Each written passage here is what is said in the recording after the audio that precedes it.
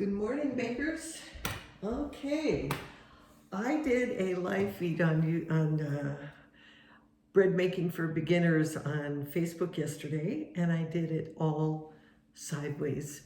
Um, this is all about making a no discard starter, and I know we have a lot of people who are struggling to get this going, and it really shouldn't be a struggle. So I wanted to sort of touch on a number of things about making this starter. I call it a no discard starter because I never discard anything. Everything grows, and eventually you'll make a leaven, and then you'll make dough, and you'll have sourdough bread. Now, I started this last Monday, and today is Sunday, and these things just went crazy. I don't actually have a day 5 right now because I actually ended up combining it. It was so big and so full. So this is day 6 and this is day 7, and that's how much starter I have from this stuff. And this is day 4, and look at how big that one is. This I made yesterday during my live feed, and as you can see, there's hardly any in it, but it grew. There was much less in it yesterday. So this can be done. The main thing to remember is that it's like having a package of dry instant yeast. Your starter is the dry instant yeast, only it's wet. So as my husband informed me, think of it that way. With dry active yeast, you would put it in some water, warm water, and a little sugar or something, and you would let it bloom. You would give it 10 minutes covered or whatever in its warm water or warm liquid and let it get all foamy and bloom. Well, starter making a leaven is that. The starter is the dry active yeast, only it's wet. And you take a little bit of it, like 25 to 35 grams, and you put it in some water with some flour, and you mix it up and you let it bloom. Now it takes 6 or 8 hours to bloom instead of the 10 minutes typically with dry active yeast, but it's the same thing.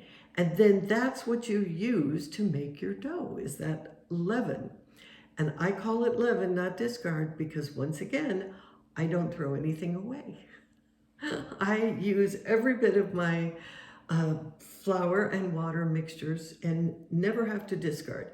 And I have a starter, my Bready Prince, my king, that I've had for almost 3 years, and he never lets me down. I get really nice bread every single time. Now, I'm only baking about once a week these days because we've slowed down on how much sourdough we're eating. Our waistlines didn't like us.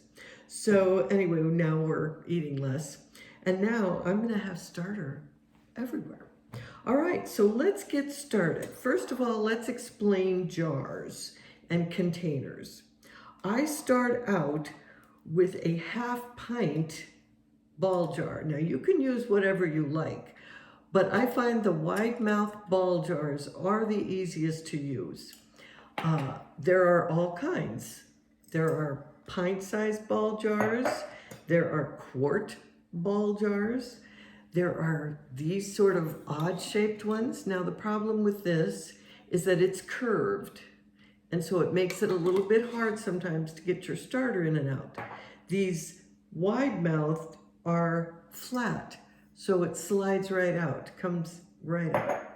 There are these containers that I bought thinking, oh boy, that'll be perfect for a starter. It wasn't. First of all, you have to remove this little floppy piece because it makes it airtight, and you cannot have airtight. And then you would just close it, and if you don't want it to fall around or anything, you might put that up, but don't clamp it down because you don't want airtight. The other problem I had with this was being able to hold this open and hold that down. My hands aren't quite big enough and strong enough to be able to do all of this at once and get the starter out. You can do it. It's just a little clumsy in my mind, and I was always getting starter all over this little clamp, and it made such a mess. So I decided, no, that's not going to work. So back to the drawing board, and I went and found the wide mouth ball jars. And you know, you can find them at almost any thrift store, yard sale, estate sale. You can buy them new on Amazon, but some of these I got new and some of them I got at yard sales. And many of them I got for my daughter. When she moved to Hawaii, she had a huge box of jars that she didn't want to move with her. So she asked if Mom would like the ball jars, and I'm like, are you kidding? Of course. And I have actually used them, so that's good. All right, so first of all, let's make a starter. Day one. So I use water that comes from the filtration system in the door of my refrigerator. I have put it in this quart-sized jar, and I leave it uncovered for about 4 to 6 hours. It allows the chlorine to evaporate off of it, and that way you're feeling more confident. I don't want to take any risks with my bread to have it be ruined by chlorinated water. So maybe I'm a kook. I'm sure you can use bottled water, or I would never advise using tap water. I just wouldn't, because there's so many things in it. And I feel like even your bottled water, look on the ingredients of your bottled water. And it's kind of like having enriched flour. You don't want enriched flour. Enriched flour has stripped away all the nutrients of the berry, the wheat berry, and it's really not healthy at all. So get organic flour, unbleached, either unbleached all-purpose. I prefer bread flour and whole wheat flour. With water, make sure it's just water, that they haven't enriched it in some way. I don't understand this. Don't get smart water. It's not smart. So anyway, just get if you have a Brita filter, that works, and just filter it a little bit and then let it sit on the counter and let any chlorine that might have been put in there for safety measures evaporate, and then you're all set. So the first thing we do, and now remember, the beauty of this no discard starter is that you don't need measurements. It's not about measurements. It's not about weight or teaspoons or tablespoons. It's about consistency. How thick is it? How thin is it? How runny is it? So the first thing we're going to do, I use my spoons as scoops, not as measurements. I'm going to put, a full scoop, maybe a scoop and a half of water. And then I'm going to put whole wheat. And I like whole wheat to start. I didn't used to, but I realized it makes it much, much more consistent. It raises faster. It matures faster with whole wheat. So I'll put a little more than a tablespoon or so, a scoop or so. Then I'll put about a half a tablespoon or maybe a little more. I have to see what the consistency is to determine. I use a glass measuring cup, and I use a small one for this little tiny bit because there's so little. And I just mix it up. Okay, that's pretty dry. So I'm going to add just a little more water. I'm going to show you what the consistency should look like when we're done. You want it wet, but not runny. Yeah, that's better. When you first add that little bit of water, it kind of breaks. It gets really yucky.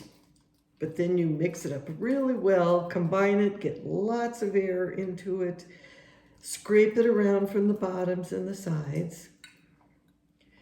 And I think I could use just a smidge more flour. That's about right. Maybe a half a teaspoon or so, but I'm not measuring. I'm not going by measurement, but by consistency. Okay, well, a smidge more. You want to make sure it's thick, but not dry. It can't be dry.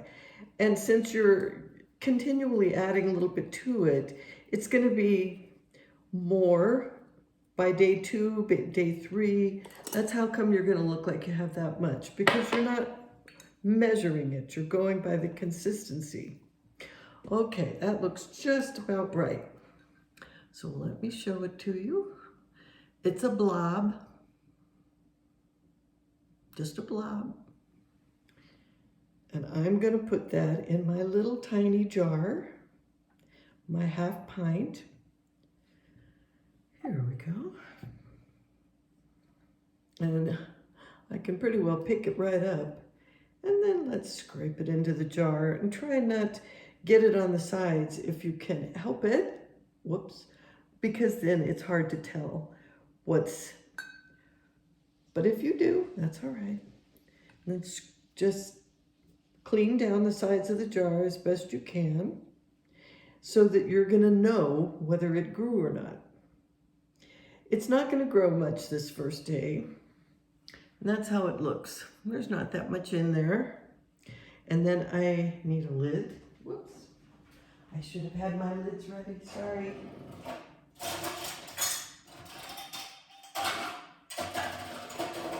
I have so many lids. Okay, and so then we're gonna put the lid on it, and we're only gonna give it a couple of turns. We don't want it airtight because it needs the air to ferment. And this is all about fermentation. And then we'll just put a little rubber band on there to show where we're starting. And I need to put down that this is day 1. So that's day 1 of our starter, and that's what it looks like. Just like that. Not very much. I'll set that aside because now we're gonna go to the one I made yesterday, which is day 2. So this, I just labeled it. So this I made yesterday was day 1. So I've labeled it. I'm going to feed it now and it'll be day 2. And it got a little crusty on top. So that's all right, no problem. Just take it out of the jar. I'm just gonna put it in this jar. I usually wash everything out really well, but I'm in a little bit of a hurry today. So I'm just gonna scrape it out into my measuring cup and stir it up to get that crust built, put back into it. And then what do? I'm gonna add some water. I'm gonna add some whole wheat flour. Maybe 1.5 tablespoons, and about 1/2 tablespoon of bread flour. I'm gonna need a little more water, I think. Yeah, that's gonna be pretty dry. Remember, not about the amount, it's about the consistency. So this would be day 2 of your feeding. And it's getting very strong. It gets harder and harder to stir because strength is coming into it as it's feeding and growing. Now this one tomorrow will, if this is any indication, this is day 3 and that's how much that one grew. So I will feed that one as well, but then we're gonna get into these 2. I don't know what, I've got to get on Nextdoor, I think, and find somebody who wants these. Okay, let's kind of clean up my jar a little bit. Whoops, stand up there, you. Let me rinse my hands. I'm getting all sticky and dry.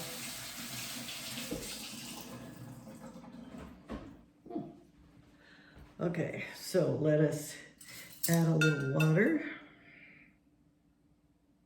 Did I already add the flour and the water? I think I did, but I think I'll add, I think I added the flour and the water already, and I'm just adding a little more.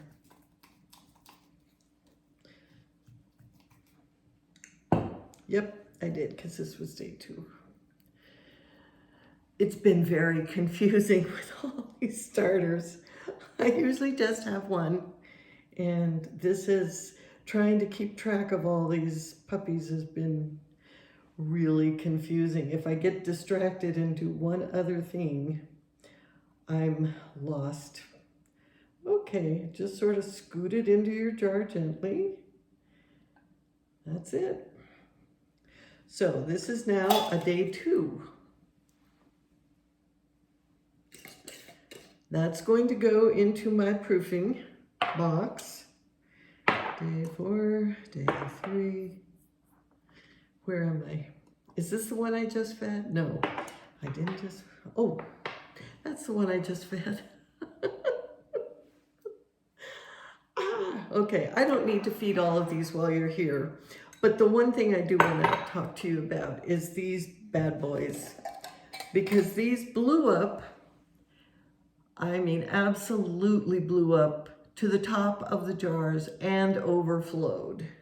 And they are very bubbly. They're beautiful. They smell good. I could make 11 with this right now. Let me show you what I mean. I put some cool water in a glass. And I'm going to take a little spoonful, and it's hard to get it. Oh, wrong one. That would have been awful. Where's my spatula? I'm going to drop it in this glass of water, and if it floats, it's ready to use. And that is definitely floating. So I can absolutely make 11s with these. With 11, you're going to add about 25 to 35 grams of this into 100 grams of filtered water with 75 grams of bread flour and 25 grams of whole wheat flour. Mix it up, put it in a pint-sized jar, and then cover it and leave it in a warm, cozy place. That's going to rise. I usually do this at bedtime because that way it gives it time to rise all night. In the morning, it should have reached the top of my jar, and then I can use it to make my dough. And I'm not doing dough today. I've done dough before, but I'll do it again. But I'm not there yet. I wanted to get this starter thing. So with your starter, it's just not precision. You don't need to be precise. If it's some days you might be able to feed it in the morning at 8 o'clock, and then you don't get back to it until 10 or 11 the next morning, or you get to it at 5 o'clock in the morning before you go to get ready for work. Doesn't matter if it's 24 hours, not in the slightest. It might be 15 hours or 20 hours, it doesn't matter. It's not about timing and it's not about amount. It's about consistency. You want it thick when you feed it, nice and thick, and then it should be thin, a little bit thin and runny when you feed it, and that shows it's eating and fermenting. So that's what you're after. That's the consistency. And I can do mine in 4 or 5 days. I don't know why. It took me over a month, at least, when I first started. I don't know why. But now I guess I have good bacteria in my air. I don't know. Anyway, it goes very quickly, and after 4 days I can make 11. By the 6th day I have bread. But the more mature your starter is, and the longer you leave it to cold ferment in your fridge after you've made your dough, the more sour flavor you get. So the goal, I mean, you can start making bread on day 6 if you want, day 5, but you're not going to get that sour flavor. You're going to get a beautiful loaf and nice oven spring and all of that, but the flavor is going to be just like artisan bread. It's not going to be very flavorful. So I really love sourdough, and that's why I do this. So we've talked about feeding your starter. We've talked about knowing when it's ready is when it's floating. That is still floating. So that is really good starter. I gotta get rid of it. I don't really need all this starter. Now I have 2 that are both ready, and I need to get rid of it. So I guess I'm gonna have to go to next door or someplace and offer up starter to anybody that wants it. Because really, each of these each of these jars, you only need about 25 to 35 grams. And then you make a leaven with that, or you feed it, and then you just feed it for a few days, and now you have a whole jar of starter. So it doesn't take long to make starter, to make a lot of it. But if you're struggling, let me know. I can be reached on my Facebook group, Bread Makers for Beginners, and you're welcome to join. Just answer a few quick questions. We want people to be kind and courteous. That's our first and foremost rule. We have a lot of members, and sometimes it gets unruly, but not very often. We're a nice group. So I'm always available to answer questions there. I don't check my YouTube very often because I'm not interested in liking and subscribing kind of thing. I'm not much for making YouTube videos. I don't know how to edit, so I don't do them very often, but they're mainly for my Facebook group so that they have an easy way to see my videos. The next thing I want to talk about is warm and cozy. You need to leave this in a warm, cozy spot while you're fermenting it, while you're growing your starter.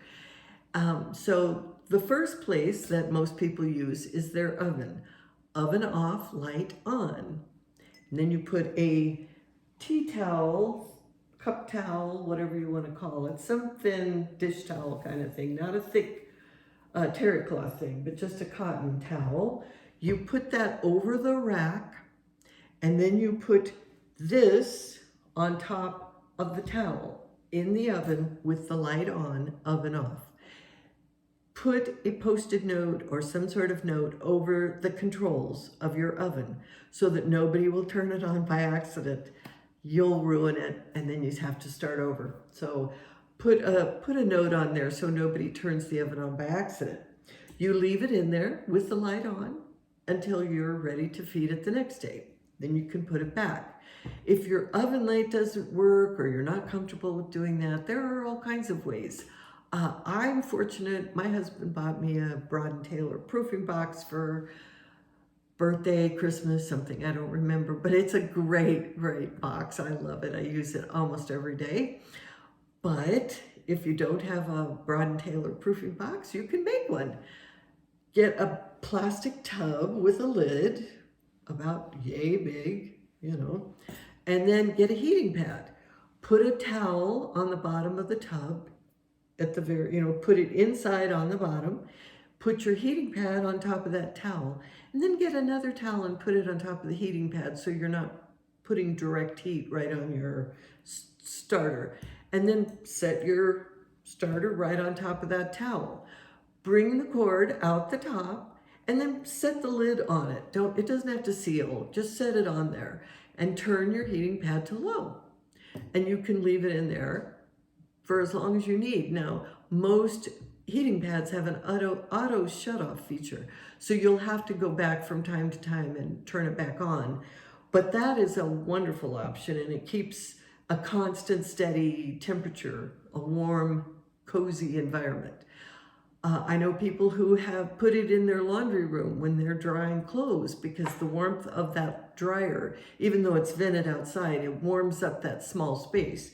So they just leave it in the laundry room. Other people have put a towel near their water heaters and put it near their water heater to let it stay warm and cozy. I would never put it in direct sunlight because the glass will reflect and it could get really hot. So I try to keep it out of the direct sunlight, but just anywhere that's warm and cozy in your house is fine. And let it stay there, feed it, and put it back in the warm, cozy environment. We've gone over our jar sizes. So I'm probably going to feed day 3 today, and I'm going to put it in this pint-sized jar because it's starting to grow and it's going to overflow. And these two, I had these two in pint-sized jars yesterday, and I went away and I came back And it had, even with the screw top lid, it had overflowed and it was a mess, and it had gotten hard on the outside. So it took some real scrubbing to get it out. So the measuring cups, these are the easiest way because they pour. So I advise you to use the measuring cup to do your mixing. Don't try and do it in the jar. It makes a mess, and then you can't tell whether your starter grew or not because you've got all this yucky stuff on the side. So I measure it in a glass measuring cup. I make sure I whip in lots of air, get lots of air into it, and incorporate yesterday's starter mix with the flour and the water you add today. Make sure it's really well incorporated. The other thing is feeding your starter. When your starter is mature and you're now keeping it in your refrigerator, you want to feed it, you pour it all. I have a big measuring cup. So I pour it all into the big measuring cup. I do this about once every 10 days. I don't need to do it more often than that. And I pour it all in there. I add a little water.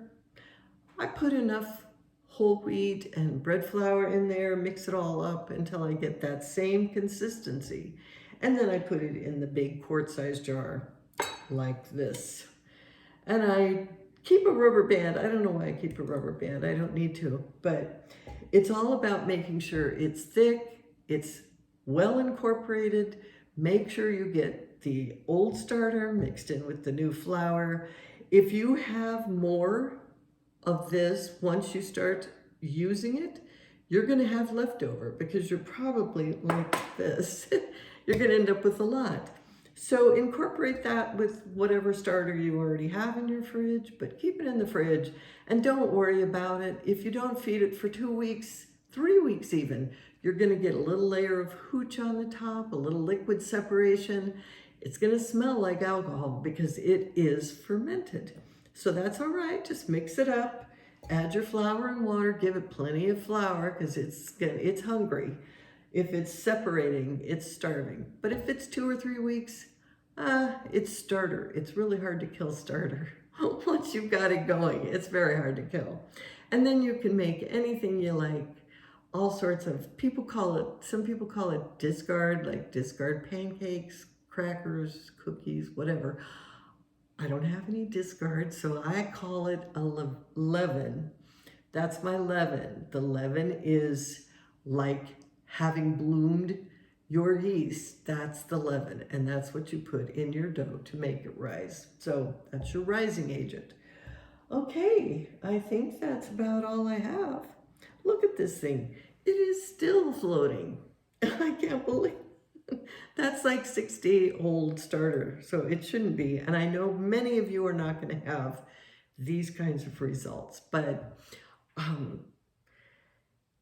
really, honest to goodness, if you just make it thick enough, leave it warm and cozy, and feed it every day, you should be able to get this to go. If you have questions, look me up on Facebook. I'm happy to help. If you need starter and you live anywhere near Sacramento, make a comment and let me know because I have tons. I'm happy to give some away. So I guess that's about all I have to say. Goodness, my presentation yesterday was about an hour long. This is so short. Okay, so don't worry, be happy and just let it happen. It will happen on its own. So happy baking, everybody. We'll look for you next time.